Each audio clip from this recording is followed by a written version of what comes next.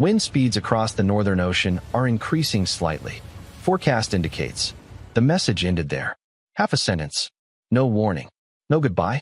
Just silence where a voice used to be. Commander Elias Vance stared at the frozen line of text on his screen for a long moment. He had been halfway through his third cup of cooling coffee when the telemetry feed from Aurora's gate simply stopped updating. He thought it was a glitch at first. He tapped the console. He ran a system refresh. He watched the diagnostics scan thousands of relays, satellites, and signal boosters stretching across human space. Every system came back green. The connection path was clear. But Aurora's gate wasn't talking anymore. Vance leaned forward slowly in his chair, that particular kind of unease settling in his chest, the kind that arrives before your mind has fully understood why. He opened the raw spectrum feed. Not interference. Not static. Just emptiness. The deep, absolute emptiness that only existed when nothing at all was transmitting. Aurora's gate had a population of 2.8 million people. Someone should have been talking. He expanded the scan radius. Still nothing. The orbital relay above the colony was functioning perfectly, receiving solar radiation, cosmic background noise, the faint emissions of distant stars. Everything except the signals that should have been rising from the world directly beneath it. It was as if an entire civilization had simply decided, all at once, to stop speaking. He checked the timestamp. 3 hours, 17 minutes, and 12 seconds. The signal had ended in the middle of a sentence. Not gradually. Not fading. Not the slow degradation of a failing transmitter reaching the end of its life. Just gone. Like a candle snuffed between two fingers. Vance pulled up the atmospheric towers. Silent. The orbital elevators. Silent. The ground communications grid. Silent. The emergency beacon network. The system specifically designed to scream across the void when everything else failed. Silent. All of them. At exactly the same millisecond. He sat with that for a moment. A catastrophic equipment failure couldn't do that. A solar storm couldn't do that. Even a nuclear detonation couldn't synchronize the failure of an entire planetary communication network across thousands of independent transmitters in the same instant. His hands moved slowly to the visual satellite feed, almost without him deciding to move them. The drone footage was still there. It had arrived 5 minutes before the signal vanished. He loaded the recording. For a moment, the screen showed him exactly what it always showed. A blue world turning slowly beneath scattered cloud formations. Aurora's gate had been one of humanity's most celebrated achievements. Vast oceans that hadn't existed 30 years ago. Green continents carved from barren rock by the patient labor of 3 generations. Cities glowing along the coastlines like fallen constellations, alive and breathing and full of people who had built their whole lives there.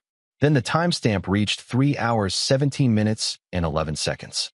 The image flickered. A line of light appeared above the atmosphere. Thin, perfectly straight, almost delicate, like a thread dropped from the darkness of space toward the surface. For a fraction of a second, it looked almost beautiful. Then the entire northern hemisphere turned white. The camera overloaded instantly. Every sensor in the drone shut down simultaneously. The recording ended. 3 hours, 17 minutes, and 12 seconds. The exact moment the colony went silent. The room felt very small suddenly. Very quiet. Vance became aware of his own breathing, the faint hum of the station's life support systems, the soft glow of screens that suddenly seemed obscene in their normalcy. He stared at the frozen frame for a long time. Then, with a hand that he was surprised to find was completely steady, he reached for the emergency channel. Not the routine reporting system. The one reserved for situations that could not wait. He pressed the button. Central Command. His voice sounded strange in the silence. Smaller than he expected. I think something just destroyed Aurora's gate. And far beyond the orbit of that quiet blue world, drifting in the darkness where no human sensor had ever looked, something ancient turned its attention toward Earth. The report reached Captain Mira Tal 9 minutes later. She was in the middle of a briefing when her console lit up with the code she had spent her entire career hoping never to see. Priority black. 3 scenarios. Confirmed war. Planetary evacuation. Or the unexplained loss of an entire colony. She excused herself without explanation and stepped into the empty corridor, already opening the attached report on her wrist display. She read Vance's message once. Then she watched the footage. the thin line of light descending from the dark, the flash that swallowed half a world. And then nothing. Something cold moved through her that had nothing to do with fear. It was recognition. The event was too clean, too precise, too deliberate. Natural disasters were chaotic, sprawling, messy. Accidents left wreckage and signatures and the frantic noise of systems trying to compensate. Whatever had ended Aurora's gate had done it the way a surgeon uses a scalpel, with perfect, considered, unhurried control. She forwarded the report directly to Fleet Command with a single sentence attached. This is not a communications failure. Admiral Daniel Cade received the transmission at 3:31 Earth Standard Time. He had been awake already. Fleet admirals learned to sleep lightly. Human space was large, and the dark had a habit of producing problems in the deep hours of the night. He sat in his office overlooking the Atlantic curve of Earth, the planet turning softly beneath the station windows, and he read the report twice. Then he played the satellite footage. Then he sat very still for a moment, looking at nothing. "Show me the relay diagnostics," he said. His assistant projected them. Every communication satellite between Earth and Aurora's gate. Normal function. Signal path intact. The colony had simply stopped transmitting at the exact same moment the orbital drone recorded that flash of light. Population: 2.8 million registered residents, sir. Distress calls: none. Evacuation orders: none. Cade folded his hands together. That bothered him more than the explosion itself. Colonies were built with redundant safety systems, layers upon layers of fail-safes specifically designed to make sure that if something catastrophic happened, alarms triggered automatically, escape pods launched, emergency transmitters screamed distress signals across every available frequency. Aurora's gate had possessed all of those systems. He had read the inspection reports himself. It had done none of it, because there had been no time. He replayed the footage again. The thin beam of light. Perfectly straight. Perfectly precise. He had spent 35 years in the fleet, and he recognized a weapon when he saw one. What he was looking at was unlike anything in humanity's arsenal, or in any arsenal he had ever studied. "Wake the reconnaissance command staff," he said, "and get me Commander Vance on the line." Vance's face appeared on the screen looking pale under the harsh monitoring station lights. The young officer explained everything again, the signal loss, the silent transmitters, the footage from the drone. He kept his voice professional. "Steady." Cade noticed his hands, though, wrapped tightly around the edge of the console. "You're certain the colony systems were functioning normally before the flash?" "Yes, sir." Vance didn't hesitate. Everything was normal until the exact moment it happened. Cade nodded once. "Understood. You did the right thing, Commander." He ended the call. The decision took less than 10 seconds. Prepare a reconnaissance fleet. 6 ships, long-range capable. Full sensor packages on everything. He turned toward the window, looking down at Earth turning quietly beneath the station, its lights spread across the darkness like something fragile and precious. "And send a message to the Council." "What should it say, Admiral?" He watched the planet for a moment longer. Somewhere down there, nearly 10 billion people were asleep, dreaming ordinary dreams, completely unaware. "Tell them we may have just lost a world." The reconnaissance fleet departed 6 hours later. 6 ships slipped away from the orbital docks and accelerated toward the outer system, carrying with them the weight of everything that might be waiting at the other end of their journey. The journey to Aurora's gate took 4 days. 4 days of silence. 4 days of quietly spreading dread moving through the command networks as officers who had seen the footage tried to explain to themselves what they had seen. By the 2nd day, most of the defense network had heard some version of the story. By the 4th, as Admiral Cade stood on the bridge of the reconnaissance flagship USCS Horizon and watched the stars stretch into white lines as the ship prepared to exit hyperspace, the question everyone was carrying, quietly, carefully, afraid to say it out loud, was the same. What could destroy an entire planet in a single instant? Reality snapped back into place. The stars returned. The Kepler 721 system appeared outside the viewport. For a moment, no one on the bridge spoke. Aurora's gate was still there. The oceans were still blue. The clouds still drifted in lazy white spirals above the southern hemisphere. From a distance, it looked almost normal. And then your eyes moved north, and the normalcy ended, and something lodged in your throat that took a moment to identify as grief. The northern hemisphere was black. Not the black of night, Not shadow. Something different, vast and smooth and final, stretching across half the world like a wound that had been cauterized. The surface had melted, and then cooled into glass. No lights, no cities, no movement. Run a full bioscan, Cade said quietly. The sensor officer's hands moved quickly.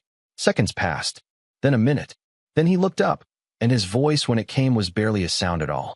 Admiral, there are no life signs. Not millions. Not thousands. Not a single human heartbeat. Not an animal. Not even microbial activity in the soil.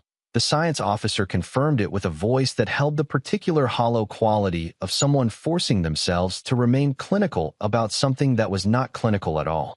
The surface layer had been sterilized. Every living thing in the northern hemisphere, down to the bacteria in the earth, erased as if it had never existed. Cause? Kate asked. Controlled thermal exposure, she said. Uniform distribution across the hemisphere. This wasn't an impact, Admiral. It wasn't a natural disaster. She pointed at the dark scar on the planetary display. This was deliberate. The words settled across the bridge like dust falling in a room where no one was moving. Then the sensor officer leaned forward. Admiral, I'm picking up something on the surface. Former capital region. It's a transmission. Cade's eyes narrowed. From the colony? No, sir. This frequency isn't part of any human communications protocol. The officer pulled up the signal pattern. It pulsed steadily, in precise intervals, like a heartbeat that had been calibrated rather than born. It activated approximately 20 minutes after we entered the system. Cade understood immediately. The signal had been waiting for someone to come looking. It's a beacon, he said. He insisted on going down himself, despite the objections of half his command staff. The landing shuttle descended through Aurora's Gate's atmosphere 2 hours later, carrying 6 people and the weight of what they already knew they would find. Through the forward window, the planet looked wrong in a way that was difficult to articulate. The southern oceans were still beautiful. The forests of the untouched continents still moved in the wind. But the north looked like the surface of a dead star. The land stretched to the horizon as a vast sheet of dark glass, smooth and featureless and reflective, the distant sun catching in it like her eye. The city that had stood there was gone. Not destroyed, not ruined, not bombed into rubble that you could at least walk through and touch and grieve over.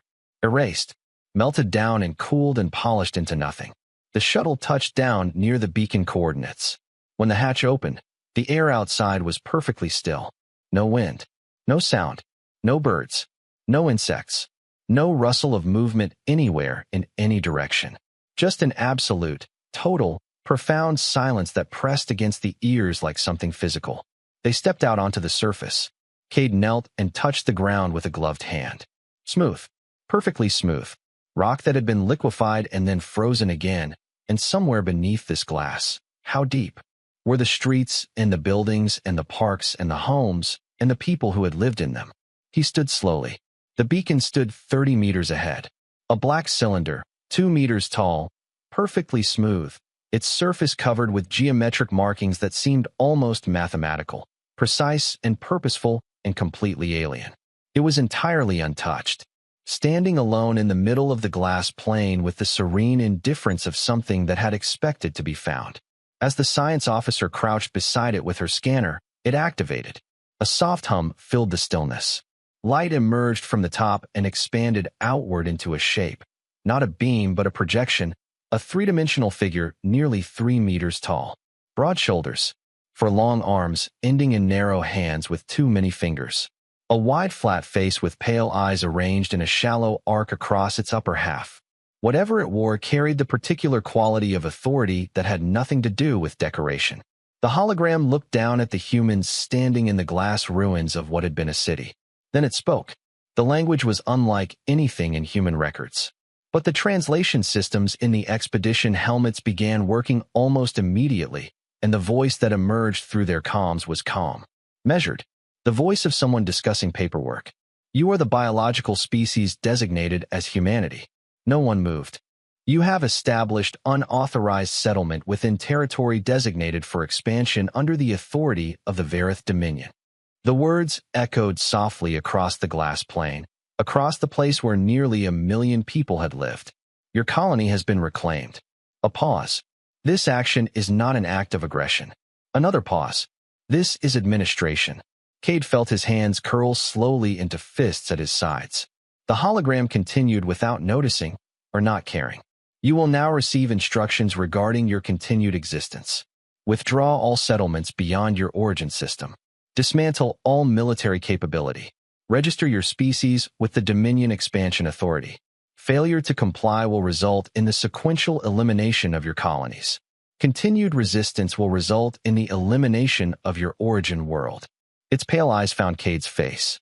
This message is a courtesy. Compliance is expected. The projection vanished.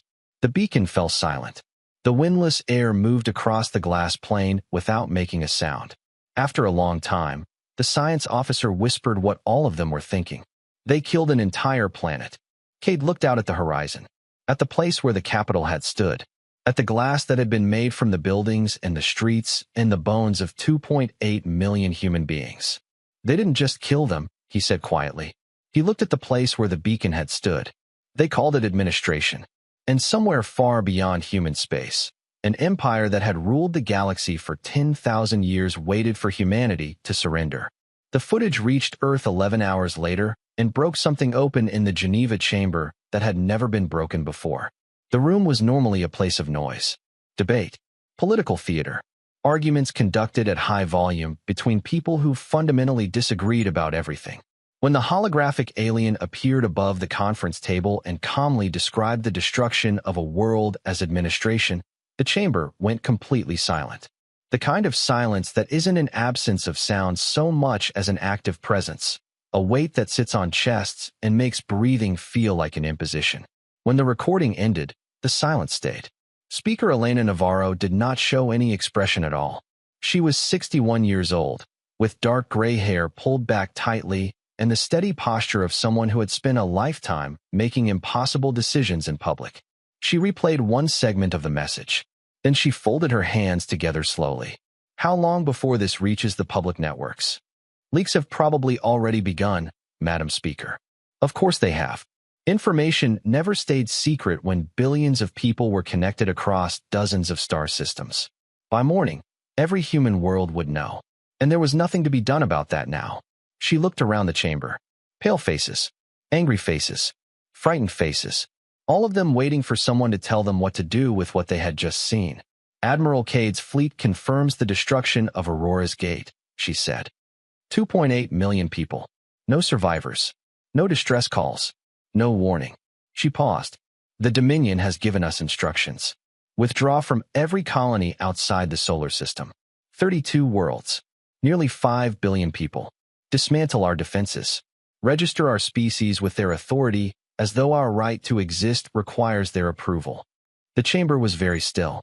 And if we refuse, a council member said quietly, another world burns. Navarro looked at him without blinking.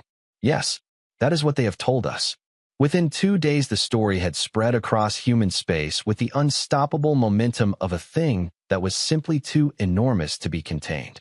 News channels, civilian networks, private transmissions between colonies. Everywhere people were watching the same footage. The alien hologram standing above the glass ruins of Aurora's Gate, the calm and terrible voice explaining that their deaths had been administrative procedure. The reactions were not uniform. Some worlds panicked. Others called for immediate compliance. On Mars, thousands gathered outside the planetary assembly demanding answers. On Titan Station, transport ships filled with families trying to reach the inner system, as though distance from the edge of human space could protect them from something that could end a planet in a single breath. But beneath the fear, like a current running deep and dark and cold, something else was spreading. Anger. Aurora's Gate had not been a military installation. It had been a place where people raised children, built cities, planted gardens, fell in love, grew old. 2.8 million lives. Not soldiers, not combatants, not threats, extinguished without warning or mercy, and then described in the language of bureaucracy. Administration. 3 days after the message arrived on Earth, the first alien ships appeared in the solar system. They came slowly, one at a time, emerging from hyperspace far beyond Pluto's orbit. Designs unlike anything humanity had ever built. Long silver vessels shaped like curved blades, dark geometric structures moving through space without visible engines. Each one broadcast identification signals immediately. None of them belonged to the Varith Dominion. Representatives, observers, species that had lived alongside the Dominion for centuries, now very interested in what humanity intended to do. The first ambassador received in the Geneva chamber was Valira of the Lorien Collective. She was tall and thin, her metallic skin reflecting the chamber lights like brushed silver, her eyes carrying the ancient patience of someone who had outlived things that humanity hadn't yet imagined. My people have existed alongside the Varith Dominion for 9,000 years, she said. Their authority is extensive. They control nearly 40% of known galactic territory. She paused, choosing her next words with the care of someone who had learned that words carried weight across millennia. They are not cruel in the way that young empires are cruel. They are simply certain that the galaxy belongs to them. You came to advise us, Navarro said. Yes. Valira folded her long hands together. The Dominion has existed for over 11,000 years. 89 species have attempted resistance. She paused. None of those species exist anymore. The words landed heavily in the chamber. Withdraw your colonies, Valira said quietly. Return to your home system. Accept Dominion oversight. Your species will survive. I know that survival feels like defeat right now, but you will be alive. And the living can find ways to endure things that the dead cannot. Navarro listened to all of it. She asked no questions during the ambassador's testimony. She simply listened, and the expression on her face remained the same throughout. Not cold, not dismissive, but thinking, processing. The expression of someone who is doing real work behind a still face. After the Lorien ambassador finished and took her seat, Navarro sat quietly for a moment. Then she said, "We appreciate your honesty, Ambassador Valira, and we understand that you are trying to help us." She looked around the chamber. "We understand that every alien civilization that came before this council came because they have survived, and survival matters. It is, perhaps, the most important thing there is." Her voice did not rise. It didn't need to. However, she stopped for a moment, and in that moment the chamber held its breath. The Varith Dominion killed 2.8 million human beings. They destroyed an entire world. They killed children. They killed farmers and teachers and engineers and doctors who had given their lives to building something on a world that no one had claimed before they arrived. They did it without warning, without negotiation, without a single attempt at communication before they fired that weapon. And then they sent us a message. She looked at the screen where the hologram had appeared. They called it administration. The silence in the chamber had a different quality now. And now we are being asked to surrender, to abandon our worlds, to dismantle our defenses, to register our species with an authority that decided we were inconvenient and erased nearly 3 million of us without blinking. She stepped back slightly from the podium. "I have heard every word our visitors have spoken. I understand the mathematics of survival they are offering us, and I understand what refusal might cost." Her eyes moved across the faces of the council members, across every inhabited world and station and colony represented in the chamber. We did not cross the stars to kneel. No one spoke. The Dominion believes we will comply. They believe we are small. They believe we are weak. They believe that because they have never met a species that refused them, refused is not something we are capable of. They are wrong. And this council will now vote. Every representative activated their console. The result appeared on the chamber display in less than 30 seconds. Unanimous. Not a single world voted to comply. Navarro looked at the screen for a long moment. Then she spoke quietly. "Admiral Cade, prepare our defenses." His face appeared immediately on the command bridge of the USCS Horizon. "It's already underway, Madam Speaker." The alien observers in the chamber watched in silence. Because for the first time in 11,000 years, a species had just refused the Dominion. And they did not yet know. No one outside a very small circle of people knew what that refusal was backed by. The council vote reached Fleet Command within minutes, and Admiral Daniel Cade read the result once, looked up at the officers assembled in the command briefing room, and felt something he hadn't expected. Relief. Not because war was the right answer. He was old enough and experienced enough to know that war was never the right answer, only sometimes the necessary one. but because the alternative was a surrender that would have meant the end of everything humanity had built beyond Earth's orbit, and the permanent installation of fear as the foundational principle of human civilization. He had spent 35 years in the fleet. He knew what his people were capable of, and he knew something else, something that almost no one else in the galaxy knew. He tapped the table. Begin defensive mobilization. Orders began moving across the fleet network. Patrol fleets moved toward colony systems. Orbital defenses powered up. Transport ships began relocating civilians toward the inner systems. It was the largest military alert humanity had issued in nearly a century. But even as the preparations spread, Cade stood slowly and said the words he had been carrying for 30 years. Clear the room. Only 8 people remained when the doors sealed: Fleet Intelligence Director Lena Chun and the 7 officers of Strategic Command. Cade turned to the central display. What I'm about to show you, he said, has been the most carefully kept secret in human history. Not because we were ashamed of it. Because the day our neighbors understood what we were building, they would have destroyed us before it was finished. He inserted a data key into the console. New information appeared, classified far beyond anything any of them had ever held clearance for. 200 years ago, Cade said, the United Earth Council made a decision. They had observed the galaxy long enough to understand something clearly. It was not a peaceful place, and the species that survived in it were the ones that had prepared for the worst before the worst arrived.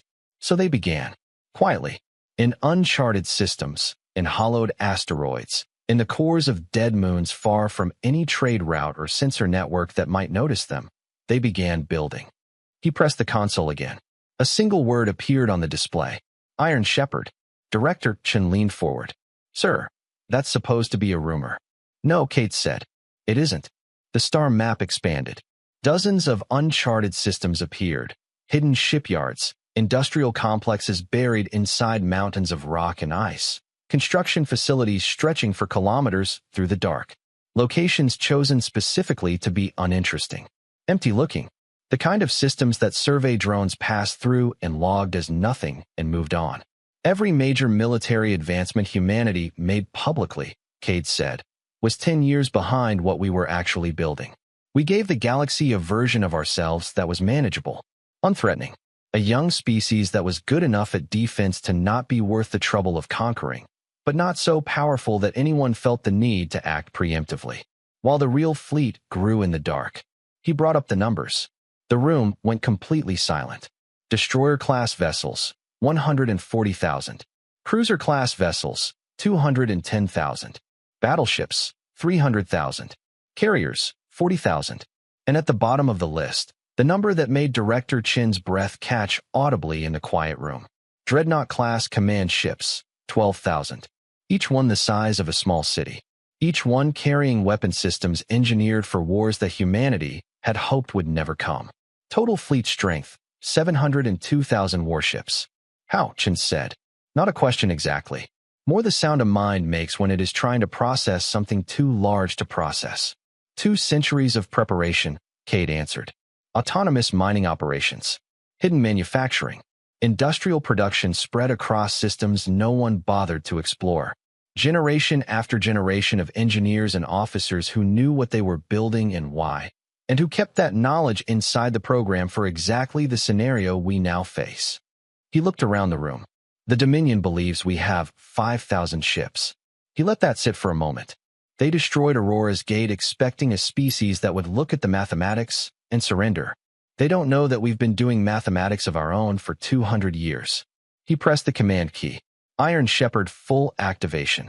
Across dozens of hidden systems scattered through human space, encrypted signals arrived simultaneously. And in the dark that had held its secret for 200 years, entire star systems began to wake up. Massive shipyards ignited their reactors. Docking bays kilometers wide opened slowly, yawning into the void. Construction platforms the size of mountains powered on after decades of silence. And inside them, ships. Endless rows of ships. Destroyers lined up wing to wing. Cruisers stacked in docking frames. Battleships suspended in chambers carved from the cores of asteroids.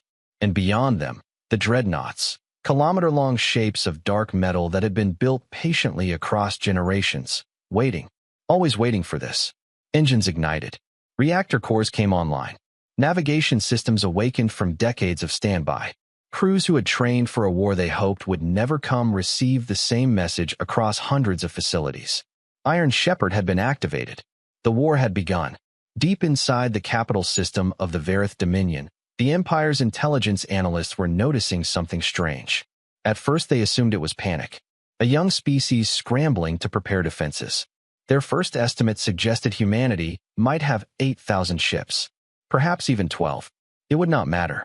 The Dominion had crushed larger fleets before. But the readings kept changing. Senior analyst Breth Salen reviewed the sensor logs personally.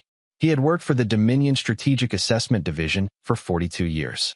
His job was to measure threats. Humans had never registered as one. He studied the logs with the methodical patience of his profession. The signatures were moving, converging. Hundreds of objects leaving hidden systems and joining major hyperspace routes. Then thousands. He sent his first report to the Imperial Court. Cautious, professional, suggesting that humanity might possess more ships than originally estimated. Perhaps 15,000. The Emperor read it and returned it with a single instruction. Do not overestimate a young species. 2 days later, the numbers tripled. Then entire hyperspace corridors began filling with human vessels emerging from systems that did not appear on any Dominion star chart. Salen ran the calculations again and kept arriving at the same impossible result. He prepared a second report. This one went directly to the Imperial War Council. The war room was enormous, a circular chamber built into the heart of the Imperial Capital Station, surrounded by strategic displays projecting real-time data from across the Empire. The Emperor sat at its center while the senior military leadership gathered around the tactical display. Fleet Marshal Karath Ven, who had commanded Dominion fleets for nearly 2 centuries and personally overseen the destruction of 3 rebellious civilizations, shook his head when Salen finished presenting his data. This is incorrect. Salen enlarged the sensor data on the central display without responding. Human ships appeared as glowing points of light across the star map. There were far too many of them. Our sensors confirmed the readings, he said quietly. How many ships? The fleet marshal asked. Salen hesitated for a moment. Then he answered. Current estimate, between 600,000 and 1 million vessels. The war room was completely silent. Then one of the council members laughed. A short, sharp, disbelieving sound. That is not possible. Salen did not look away from the display. The sensor logs are consistent across multiple stations. The readings are real. The fleet marshal stepped closer to the display and zoomed in on the largest signatures. His voice was different when he spoke again. Those contacts, the large ones. Estimated length. Between 15 and 30 kilometers, sir. Ven turned to the Emperor. Those are not warships. Those are command fortresses. The Emperor leaned forward slightly. How long have they been building this? Salen brought up the material degradation patterns, the reactor age signatures, the construction residue from older vessels. Minimum estimate, approximately 200 years. The Emperor stared at the display. 200 years. While the Dominion had been expanding its empire across the stars, erasing civilizations that dared resist, and calling it policy, humanity had been quietly, patiently, building a war machine in the dark, growing it in secret. Waiting. Where are they going? He asked. Salen magnified the tactical map. The human fleets were converging on a single vector, and the direction was unmistakable. Dominion territory. For the first time since he had taken the throne, uncertainty appeared in the Emperor's eyes. Back on the USCS horizon, Admiral Cade stood on the bridge as the final fleet groups finished assembling and looked at something that had never existed before in the history of the galaxy.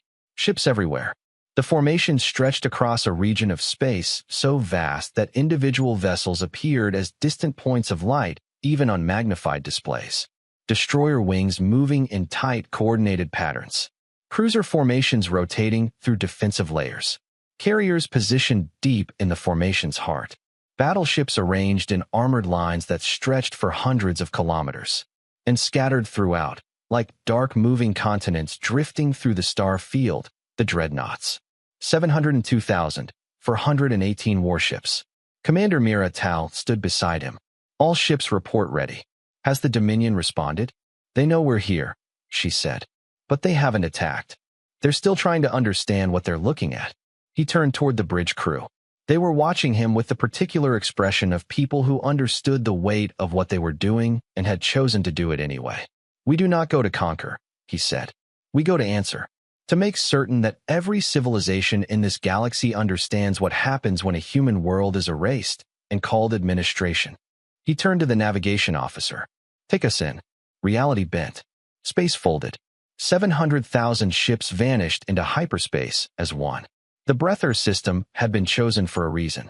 It was one of the Dominion's most critical outer junctions, a crossroads of hyperspace lanes connecting dozens of Imperial territories. Control of Breather meant control of an entire sector. The Grand Teeth Fleet had defended it for 4,000 years. In all that time, no enemy had broken through. No enemy had seriously tried. Fleet Admiral Cross Ventar stood on his command bridge with 12,000 of the finest warships the Dominion had ever built arranged in perfect formation behind him. He had absolute confidence in them. 4,000 years of military history stood behind that confidence.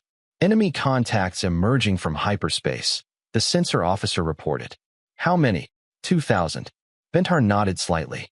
"Respectable for a young species. It would not matter." Then the officer looked up again. "Correction. 5,000. A pause. 10,000. Ventar stepped closer to the tactical display. 20,000. The system map was filling with human ships, forming layered formations across the outer orbit. The count kept rising. 30,000. 50. 70. When it reached 85,000, the sensor officer stopped speaking and simply stared at the display. And the long-range sensors showed more signatures still approaching through hyperspace. The human fleet had not finished arriving. Ventar exhaled slowly. "Confirm sensor accuracy." "They are accurate, Admiral." He studied the enemy formation carefully. It was unusual. Human vessels were arranged in overlapping rings, not the rigid linear formations that Dominion doctrine relied on. Destroyers moved in fast outer patterns, constantly shifting. Cruisers rotated between defensive layers. And among the larger ships, huge dark shapes that his tactical systems had never encountered before. Classify those large contacts. Unknown class, Admiral. Estimated length between 15 and 25 kilometers. Ventar understood something then, looking at those shapes. The humans had not come to defend themselves. They had come to finish something. The battle began 3 minutes later. Dominion doctrine had not changed significantly in 4,000 years because it had not needed to. Their opening barrage lit the darkness with thousands of weapons firing simultaneously, and the first wave of human destroyers vanished in explosions. Ventar allowed himself a small measure of satisfaction. But the human fleet did not retreat. Instead, it began to change. Their formations shifted constantly, not retreating, not holding, but moving in ways that his tactical computers struggled to model. Destroyer groups darted through gaps between Dominion formations like living things.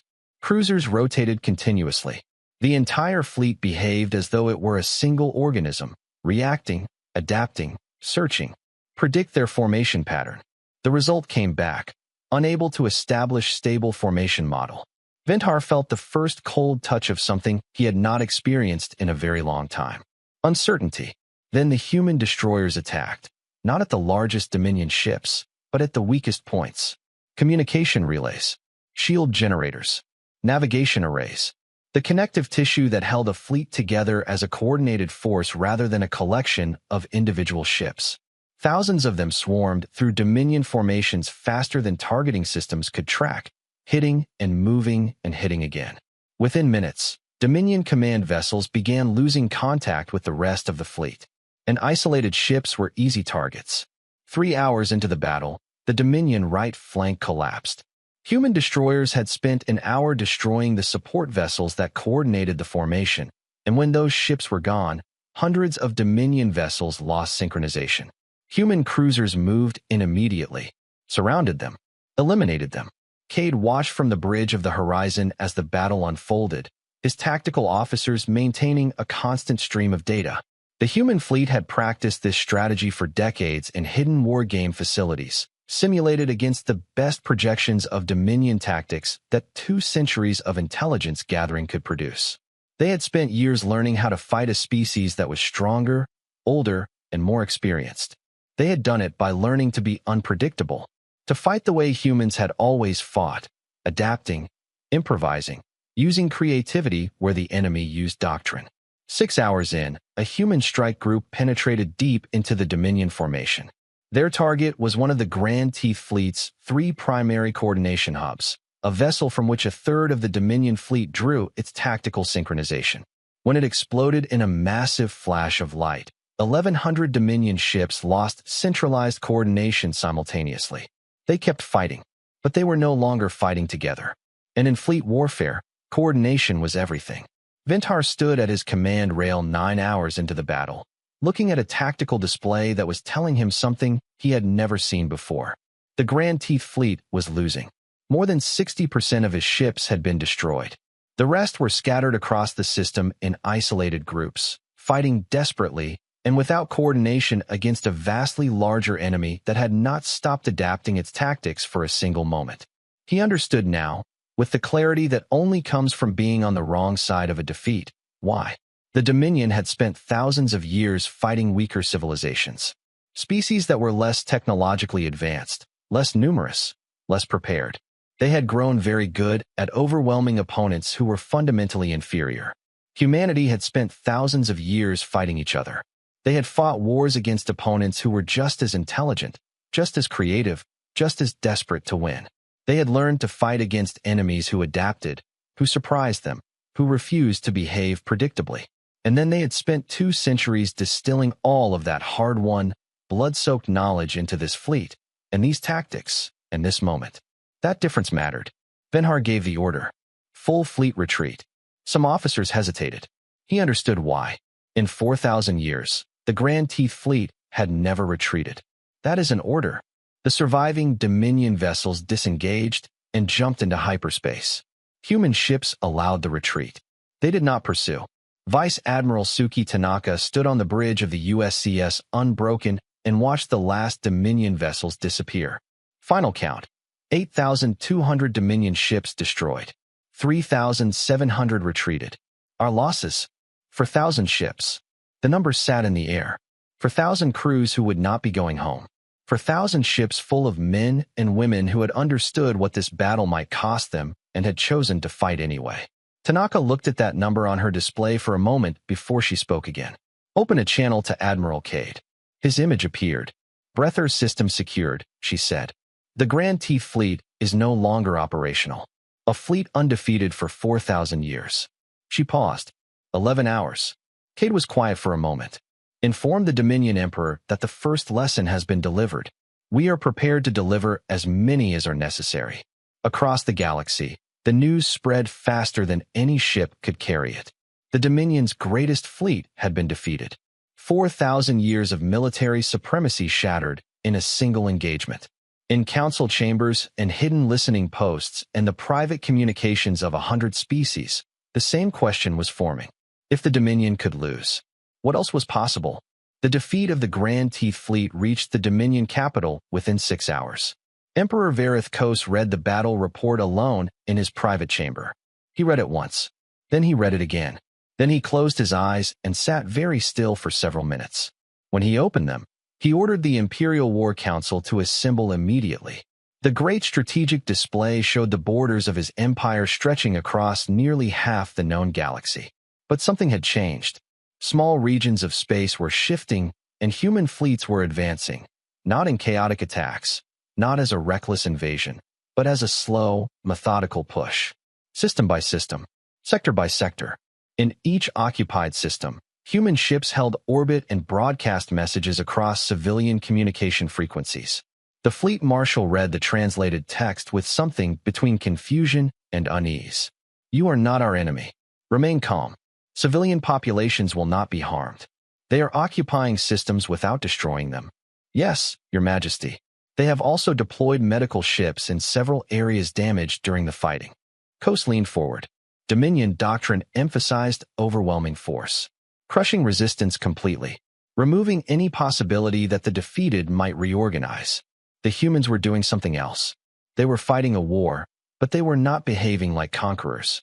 Over the following weeks, the human advance continued. Every major engagement ended the same way. Human ships adapted.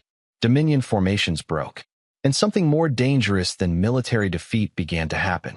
The species that had lived under Dominion authority for centuries started watching.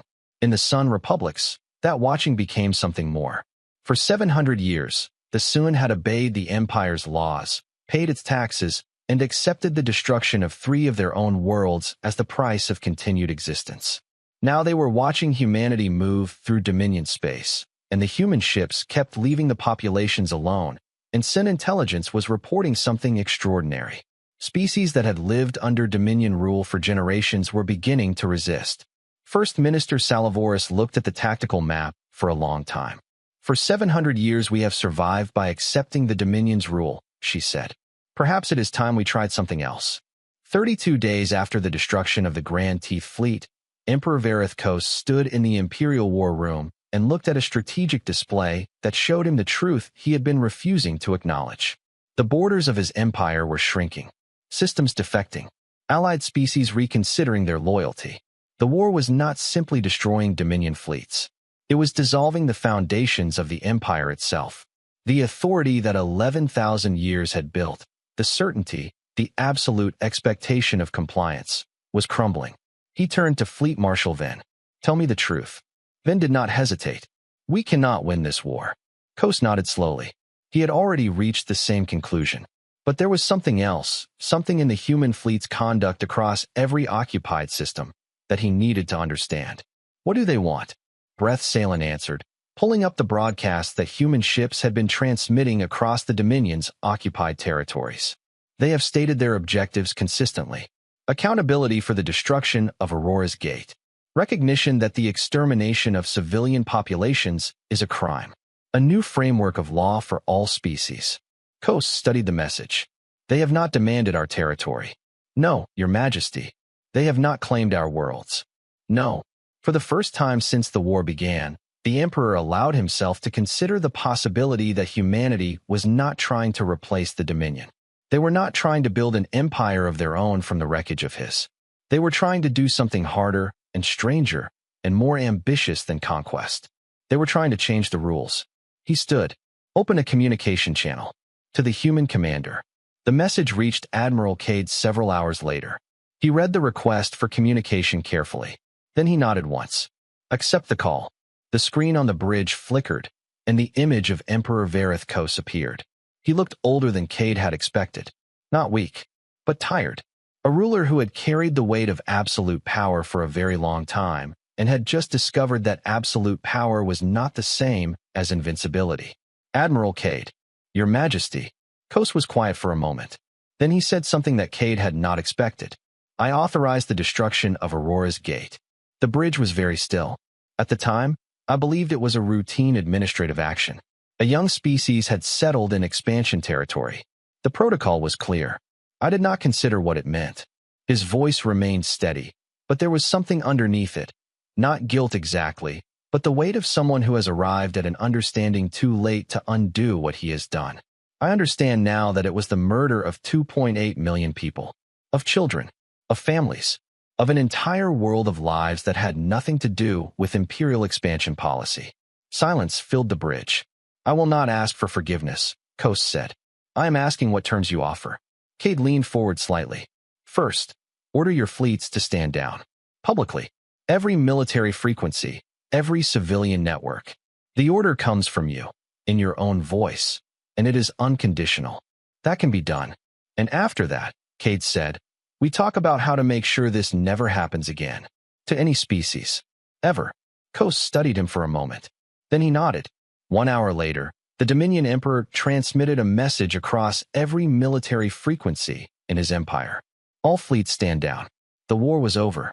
The negotiations lasted 11 days. They took place aboard the flagship USCS Aurora, renamed in memory of the destroyed colony. The name carried now as both grief and purpose. Representatives from dozens of species attended. Humans, Senator Lorien, former Dominion worlds, civilizations that had lived under imperial authority for centuries, now sitting at the same table as the species that had broken that authority in 11 hours of battle. Together, they drafted the document that would change the structure of the galaxy. It became known as the Reach Accords. 3 principles. Simple ones. The kind of principles that feel obvious after someone has paid the price for their absence. No civilization had the right to destroy another world's civilian population. No empire could claim ownership of entire regions of space. Every sentient species possessed the right to exist without fear of extermination. For the first time in galactic history, power would be limited by law. The Dominion signed. The coalition species signed. Humanity signed. 2 years after the war ended, the system that once held Aurora's gate was still quiet. The glass scar across the northern hemisphere had not changed.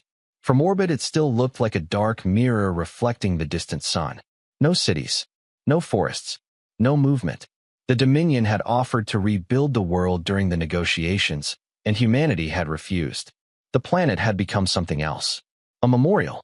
A single orbital station remained, Solano Station, named after the last governor of Aurora's Gate. Ambassador Mira Tal visited it once every year, on the same day, standing at the observation window and looking down at the glass continent that stretched across half the world. On this visit, the observation deck was quiet. The stars outside the window looked exactly the same as they had on the day the colony died. They always did. The universe did not mark its tragedies with anything visible from a distance. She stood at the viewing glass for a long time. She thought about the day on the glass plane when the hologram had appeared and spoken about administration. About the weight of 2.8 million names on the memorial wall aboard the flagship. About the alien ambassadors who had told them to surrender and the look on their faces when humanity said no. About the battle reports that had come in from Breather and the 4,000 human crews who had not come home. About children playing on a new colony, on a world near the ruins. Their laughter carried on a wind that had never existed before humans arrived to breathe it into life. History would remember this moment differently than the Dominion had intended. They had meant to send a message about the cost of defiance. Instead, they had sent a message about what defiance was capable of, and they had sent it to every species in the galaxy. The station's AI spoke softly. Ambassador, a long-range sensor anomaly has appeared. Outer system boundary. Tal turned from the window. What kind of signal? Structured. Patterned. It activated 14 minutes ago and has been repeating. She studied the display. 3 short bursts. Then silence. Then again. Something cold moved through her chest. Not fear exactly. Something older than fear. The recognition of a pattern. Run a waveform comparison, she said. The AI worked for several seconds. Ambassador, the signal structure matches the Dominion beacon technology recovered from Aurora's Gate. That's impossible. The Dominion surrendered. The beacons were decommissioned. Yes, but this signal is not coming from the Dominion. Tal leaned closer to the display. The signal was coming from far beyond the edge of explored space. From a direction that no human sensor had ever pointed in with any expectation of finding something. Translated. The AI processed the waveform. Then the translation appeared on the screen. 1 sentence. You have removed one of our administrators. Tal's breath caught. The message continued. Your species now requires classification. Outside the station window, the silent glass world continued its slow rotation beneath the stars, indifferent and eternal. Tal looked at it for a long moment, at the scar that humanity had refused to let be forgotten, that had become the law the whole galaxy lived under now. The Dominion had not been the top of the hierarchy. It had been middle management. She turned from the window and pulled up a secure channel to Earth, her hands steady, her face calm in the way that Navarro's face had been calm in the chamber. The stillness of someone who understands exactly what is coming and has already decided what they intend to do about it. Send a message to the Council, she said. What should it say, Ambassador? She looked one last time at the planet below, at the glass, at the memorial, at the proof, written in the surface of a world, of what humanity had already survived. Tell them the war we fought. She paused. Was only the beginning.